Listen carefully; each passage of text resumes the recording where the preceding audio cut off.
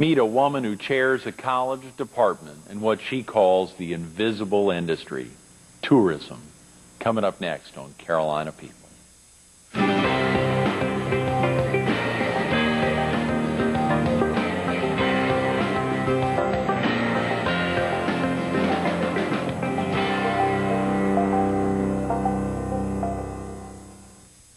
Good morning. Welcome to Carolina People. This morning we're at the Fox 43 studio.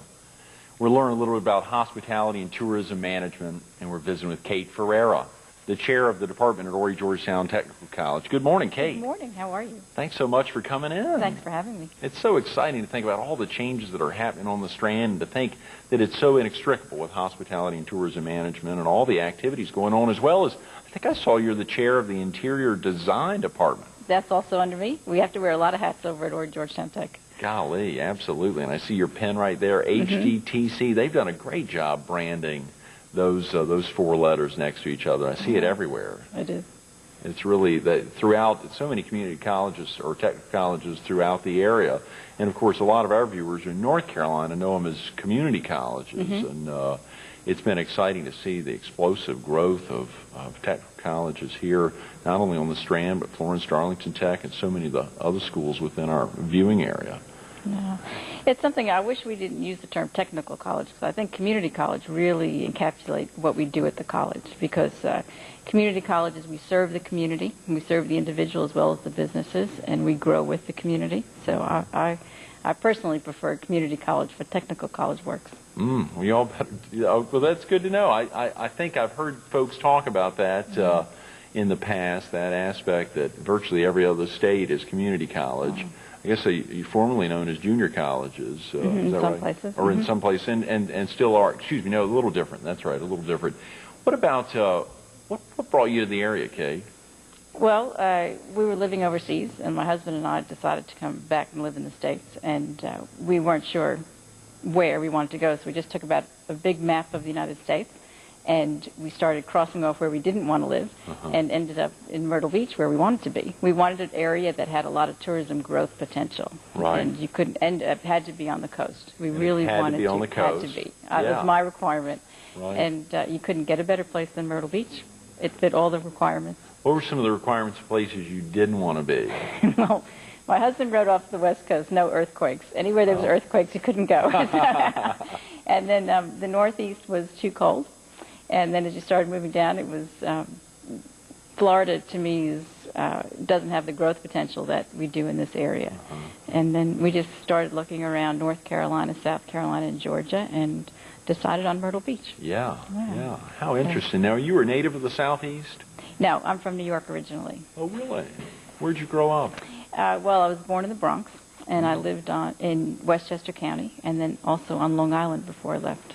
I think I saw that you're the daughter of two college professors. Yes, I am. English professors. Is that right? Both? Yeah. Oh, gal. So, and, growing up with English professors was great. Instead of having the Three Little Pigs read to you at night, we had Beowulf stories, and those were our bedtime stories. But it was good, and it was something I swore I would never do. I would never be a college professor, for no reason other than to be otherwise. Right. And then when I got out of college and I went on to grad school, and when I got out of grad school, I started thinking about it, and I thought, really, that's a good life. And I enjoyed that, so I went into teaching then. What was it like with both? I mean, you think about that aspect. both parents.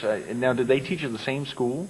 No, they taught at different places. Right. My mother was a dean at Pace University in New York, and my dad was at Long Island University.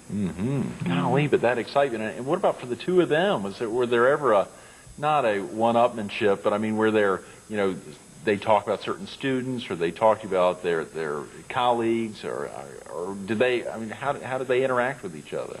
Well, you don't notice that when you're a kid. That's just your parents. That's right. You don't notice that. But I think one of the things that was interesting is growing up, the teacher was always right, never us.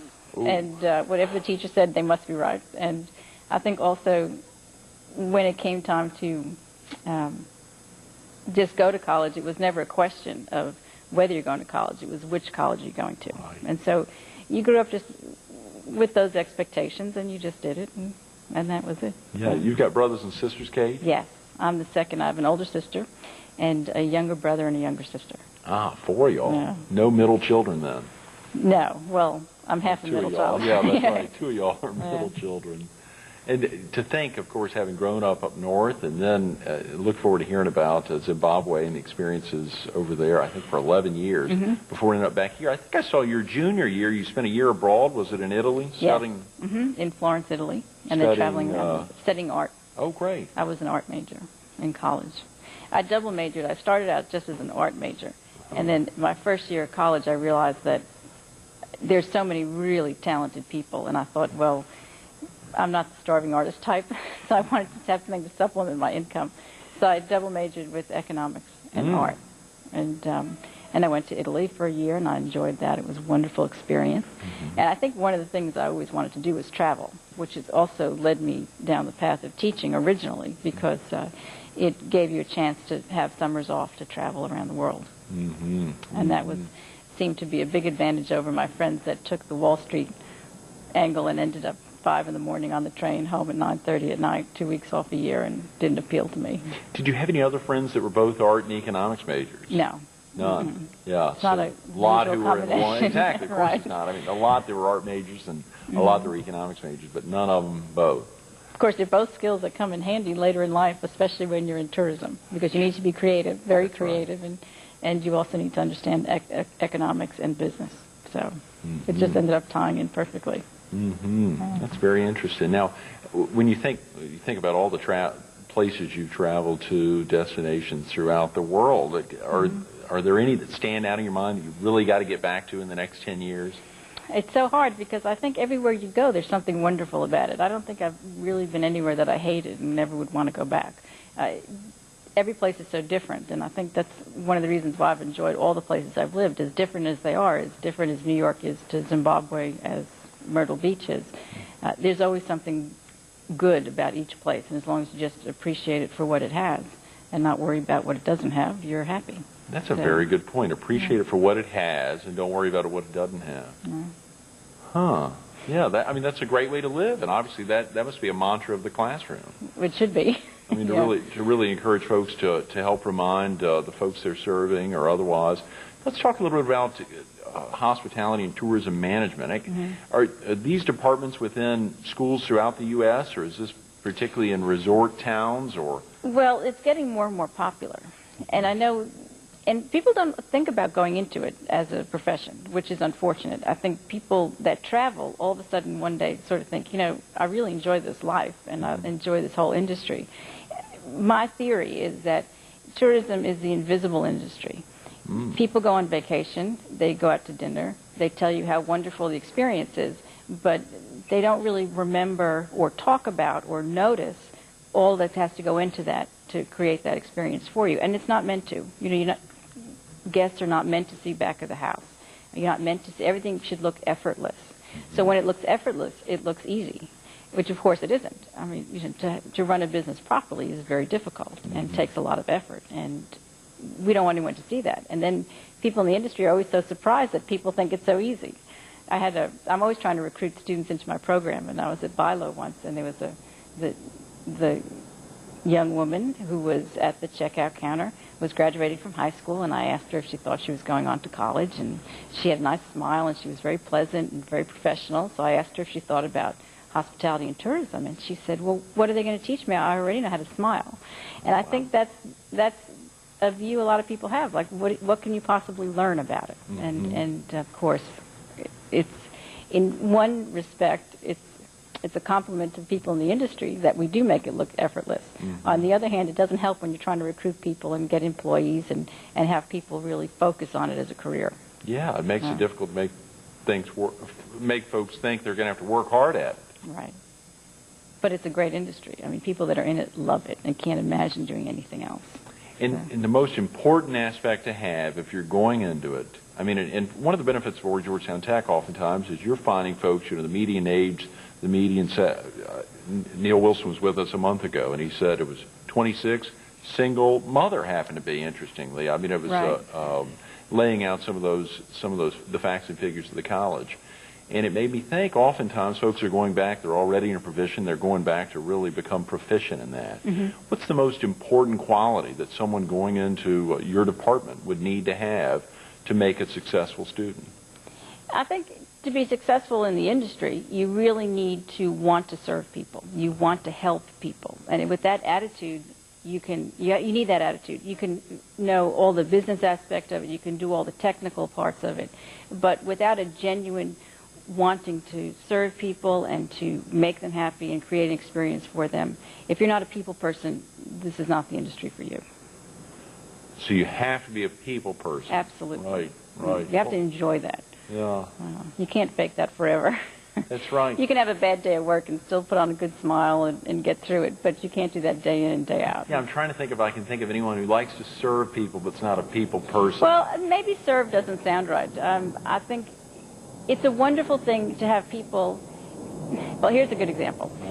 If you ask people what they take pictures of and what they have in their photo albums at home, it's weddings, it's children's birthdays, it's important events, and their vacations. So vacations are right up there with the most important events in their lives. If you ask people, what are your fondest memories of childhood, a lot of people will talk about what vacations they took. So you're a part of that when you are working in the industry. People are coming to Myrtle Beach, creating memories that are going to last the rest of their lives, and you have a chance to make that a wonderful experience, or you can ruin that experience for them. And I think if you want that to be a good experience, and that's what I mean by serving, it's just creating those experiences. And of course, here especially, we rely on it for our economy. So we can't do without it, and we need to appreciate our tourists, because without them, I think we'd be in trouble financially around here. This is a very important point, Kate. I think, can you just go back 60 seconds and repeat that? I think that's a powerful point. I mean, I think it helps drive home the reason why this is such an important, not only a department within Horry Georgetown Tech, but something that if they can't go to Horry Georgetown Tech, just to make someone think through the importance of what they're doing in the hospitality and tourism industry. Just repeat that. I mean, that aspect of, you know, folks are remembering their childhood, or they're remembering some of their greatest memories of life. It's travel. It is. And, you know, for instance, there's so many aspects of the industry to be in as well. I think people think you're working in a hotel or a restaurant, and of course it's so much bigger than that. I've been in the industry for over 15 years now, and I've been all over the world. I've lived in safari camps. I've got to travel through Europe marketing. I've traveled throughout the United States marketing for our companies in tourism. We've met the most fascinating people and been to wonderful places. There's so much to tourism, and I just think people have a sort of a very narrow view of what it is. It's more than being waitstaff or being a housekeeper, for instance. Helping to make someone's experience on a trip or on a vacation even that much more special. Right. That is a great point. I'm so glad you made that point, because I think it helps drive home the importance. Of course, not in the PD or southeastern North Carolina. There are obviously a lot of destinations. Heritage travels become much more important. Surely we take advantage of the coast because we have it to take advantage of. Right. And that heritage tourism is an interesting point, because in South Carolina we have above the national average number of tourists coming into our area. But the problem is that we have below the national average on how much those tourists spend. So we need to create venues where tourists can spend more money, and we need to attract tourists that will spend more money. And for instance, people interested in history and historic tours spend more money on average than those that are just interested in beach going. Also, the beach is very seasonal, whereas a lot of these other tours and a lot of other tourist markets, we can concentrate and spread it out throughout the year. So we just want to increase our existing tourism base. We have a fabulous tourism base, but we just need to expand it into other areas. What are some of the ways that y'all are working, or who are you working with, and what are some of the ways y'all are working together to help make that happen? Well, a number of areas. First of all, we have our students very involved with the Myrtle Beach Area Hospitality Association. They attend all the meetings so that they know all of the issues that are taking place, mini bottle laws and pool inspections, just to name two. But they're able to keep up and get involved in the community and become a part of something bigger. I think that's the other problem, is people go to work and they're just focusing on their job or their company. And when you get involved in the industry, you realize just how big it is and how much it takes a real joint effort to have a successful economy. I think I saw in reading a little bit about you, Cate, you're on the USC's Hotel, Restaurant and Tourism Advisory Board, the Coastal Carolina University Resort Tourism Management Advisory Board, obviously the City of Myrtle Beach Tourism Committee. Aside from chairing that education committee for the Myrtle Beach Area Hospitality Association, there's a heck of a lot of groups working together with that common goal to really drive home the importance of the industry. And the Chamber of Commerce and the Hospitality Association and the state PRT, South Carolina is really starting to pull together and join forces so that we can improve tourism throughout the area. And that includes North Carolina. We're working on a committee that works with having tourism development along the coasts of both North and South Carolina, and to see what we can do in jointly to improve tourism for our entire region, not just our state. How do you think you all decided on North Carolina rather than Georgia? Or are there some deals going on with Georgia? Does it depend on what part of the state you're in? Sure. It depends on what part of the state. And we share a lot of similarities with our neighbors to the north. Sure. And from a tourist point of view, you know, it's the Carolinas. Yeah, a lot of people don't know the difference, especially we're trying to focus on overseas tourism market, and they don't know the difference. To them, it's just like a lot of people don't understand that Myrtle Beach is a small part of the Grand Strand. People just know the Carolinas. There are some people in this country that think Myrtle Beach is in Florida. So I've heard it many, many times. Right. Absolutely. So we need to do a better job at branding our area. That's a very good point. A lot of folks don't know Palmetto State or Tar Heel State. They know Carolina, though. Yeah. They sure do. Thanks to great basketball teams, I think. Well, what got you to Zimbabwe? Every summer I try to take a trip somewhere else, and that summer I was trying to decide between China and Africa, and I ended up picking Africa because I thought, well, Africa's probably changing faster than China. And so I just asked all my friends to go, and most of them either didn't have the money or didn't have the time off from work or had no desire to go to Africa. So I ended up going by myself and met a friend of a friend there who set up a tour for me, and I was there for 3 weeks. And one of the things she organized was a canoe trip on the Zambezi River, photographic safari.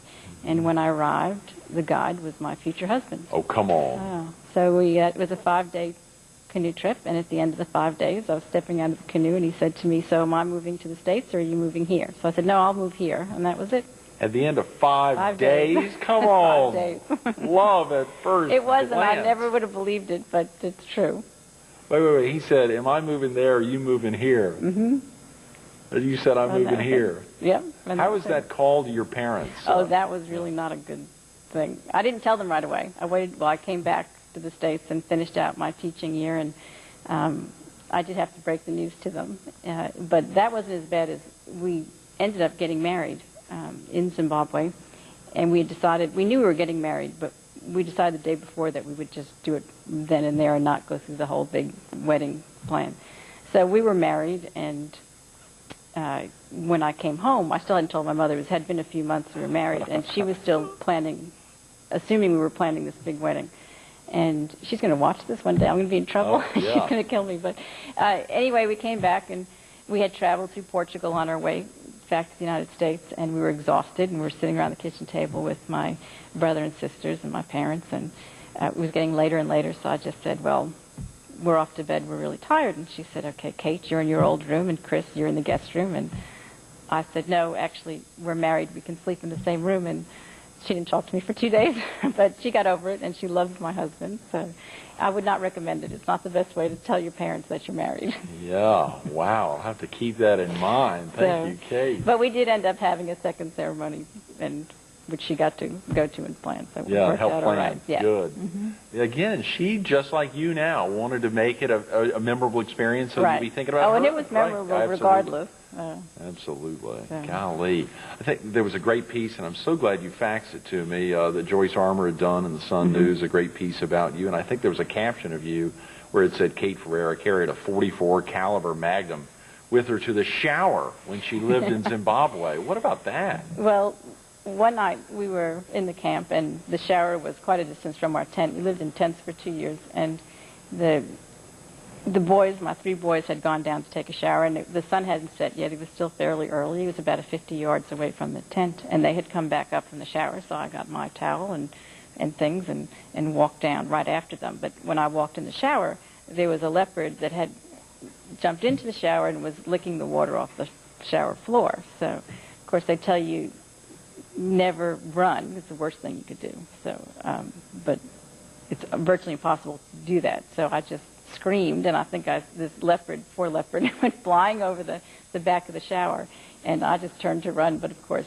it was much faster than I was. I couldn't even turn around, and it was already gone. But so after that, I was a little more careful when I went into the shower. Oh yeah, oh yeah. Golly, so much you got to think about. And of course, there was that great quote. I would have loved to have opened with that. I can rough it in the middle of nowhere, but I also like that 5-star spoil you rotten experience and anything in between. Mm-hmm.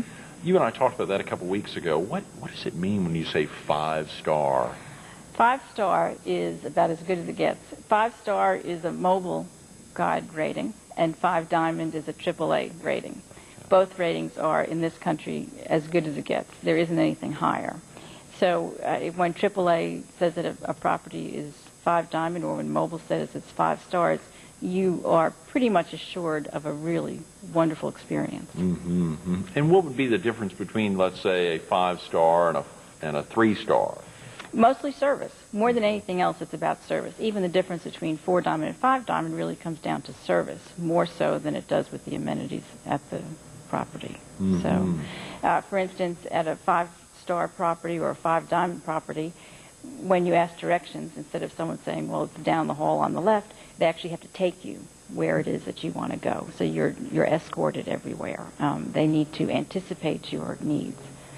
So last winter, my husband and I were fortunate enough to stay at the Four Seasons, one of the Four Seasons, and they were just wonderful. Everywhere you went, they just anticipated everything you could possibly wanted.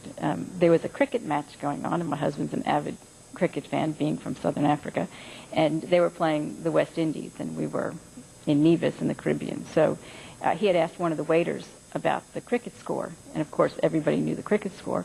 And after lunch, we went down to the beach, and the woman came around with drinks and cold cloths soaked in mint, and then they also spray you with Avion water so you don't get too hot in the sun. And then she came over and said, "Oh, Mr. Ferreira, the cricket score was whatever." We hadn't even asked, but they knew he was interested in the cricket, and the waiter in the restaurant had made a point of phoning down to the beach to tell this woman to keep her up to date so she could keep my husband up to date. And that's a perfect example of 5 Diamond service, 5-star service. Wow. Very impressive. Again, something you'll never forget. Right, Something exactly. you'll never forget. Right. And you're able to pass along anecdotally or directly stories like this to students.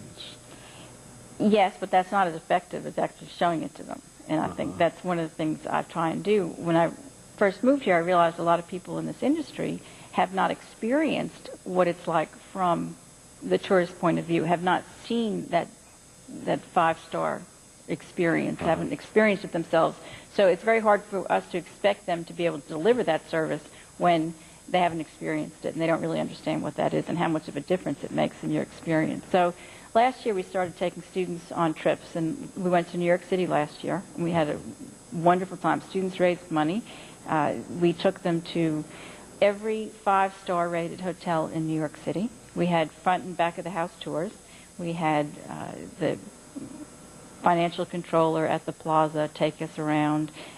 We got to see St. Regis and Four Seasons and Trump's Place, and it was just wonderful for the students to see what that was like. We also got to eat at Le Cirque, had lunch at Le Cirque and tea at the plaza, and they got to be real tourists. We did some touristy things, saw a Broadway show and a carriage ride in New York. Just really got to see what it was like. So when they came back, we even had students that had never flown in an airplane before, so it was a great chance for them to really experience it. And when they came back, of course, their standards what they expected is a lot higher. Yeah. And they start looking around and saying, well, we're not doing that. Maybe we need to do that. So this year, we just got back from Las Vegas. I wanted to show a different destination to the students, one that we compete with, as though even though they're very different, people decide where to go on vacation. And so should we go to Myrtle Beach or should we go to Las Vegas? So we wanted them to see that, and also their convention business and industry out there, which is probably #1 in the world, and we wanted to have a look at that and see what can apply to Myrtle Beach and what doesn't. So we stayed at the Bellagio, and we got to see a number of properties. We had a tour, fabulous tour of the Bellagio with their customer service manager. She took us around back of the house, and it was really, really very impressive. It's over 3,000 room hotel. Wow. And the students got to see that, 9,000 employees. Nice. And when you hear those numbers, and they have a 15% turnover rate with 9,000 employees.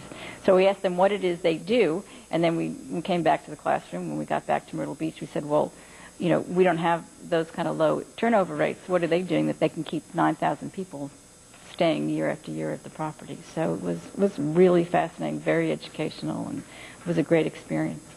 That is fantastic. Yeah. Kate, lastly, if you weren't the chair of the Hospitality Tourism Management Department at Horry Georgetown Tech, what do you think you'd be doing? Probably driving a truck. I don't know. Yeah. My husband's an over-the-road truck driver at the moment, and I did get my CDL license, and I can drive a tractor-trailer, so, which is also a great experience to drive around, see the country. He's been all over. He's from Africa, and for him it was a great chance to see the United States. You heard her say it earlier. The trick is to appreciate where you are for what it is, and it's obviously looking for the diamonds in the rough and giving folks the opportunity to make it a trip and experience you'd never forget. Cate Ferreira, thanks so much for being with us this morning. Thank you. Absolutely. Stay tuned to more Carolina People with Cate Ferreira coming up next.